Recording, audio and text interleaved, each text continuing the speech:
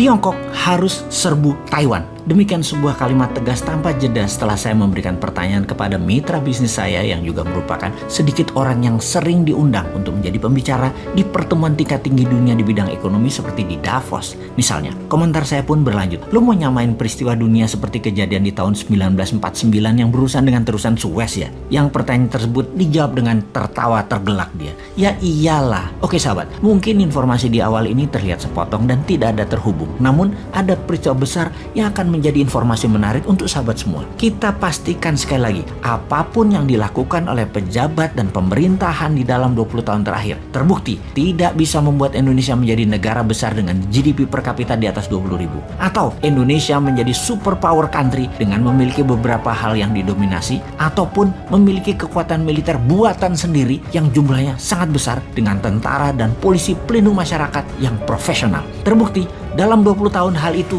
belum terjadi. Kemudian para calon di etalase saat ini yang mau jadi presiden di tahun 2024 akan membuat Indonesia kurang lebih sama dengan pemimpin 20 tahun sebelumnya. Pasti sama, garansi 100%. Kalau mau lain, maka pelajari informasi di awal yang terlihat sepotong yang akan kita lengkapi. Gamal Abdul Nasser, Bapak Negara Mesir, di tahun 1949 melakukan hal yang sangat berani, yaitu melakukan menasionalisasikan terusan Suez. Apa akibatnya? Menasionalisasikan artinya mengambil paksa terusan Suez yang dipegang oleh Inggris waktu itu. Inggris sangat tertampar dan ternyata Inggris tidak bisa berbuat apa-apa. Ternyata efek Perang Dunia Kedua, Inggris bukan hanya melepas kendali dunia ke Amerika, namun Inggris tidak punya taring di banyak wilayah. Nasser, Mesir, mendapat dukungan Amerika untuk mengambil terusan Suez tersebut, alias Amerika lah pemberi go ahead tersebut. Sebuah urat nadi ekonomi yang sangat strategis terusan Suez itu. Sejak saat itu, kita menjadi tahu kekuatan Amerika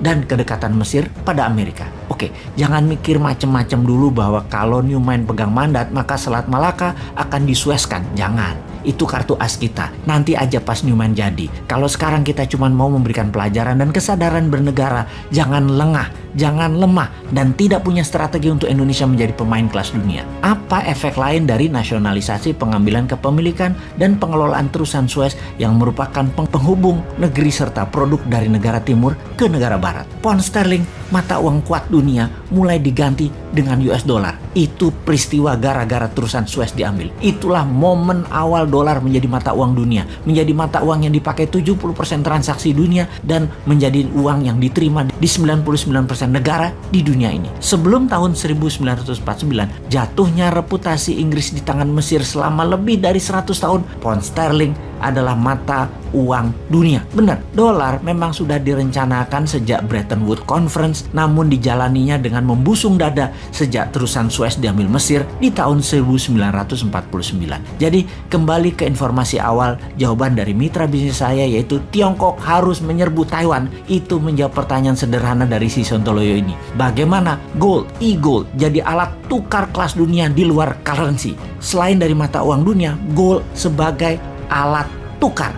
Tiongkok mesti serbu Taiwan, maka Amerika pasti akan masuk dalam perang tersebut. Demikian juga Korea Selatan, Jepang, dan Rusia akan masuk berperang militer. Kalau Tiongkok serbu dengan kekuatan militer penuh ke Taiwan, pasti ambiar makpiar perekonomian dunia, dan sejak saat itu tidak ada alat tukar yang terbaik dan tidak terpengaruh, yaitu hanya satu-satunya, emas dan e-goldnya. Inilah cita-cita Indonesia menunggu di tikungan. Ibarat peristiwa terusan Suez yang mempermalukan Inggris, maka Tiongkok serang Taiwan adalah momen yang kalau bisa harus terjadi deh. Biar ego si Jinping dan ego Amerika tabrakan di Taiwan, kita akan panen. Panen kalau bernegaranya ala Newman yang penuh dengan strategi dan sarana. Misalnya salah satunya yang sudah siap adalah gold payout system Indonesia.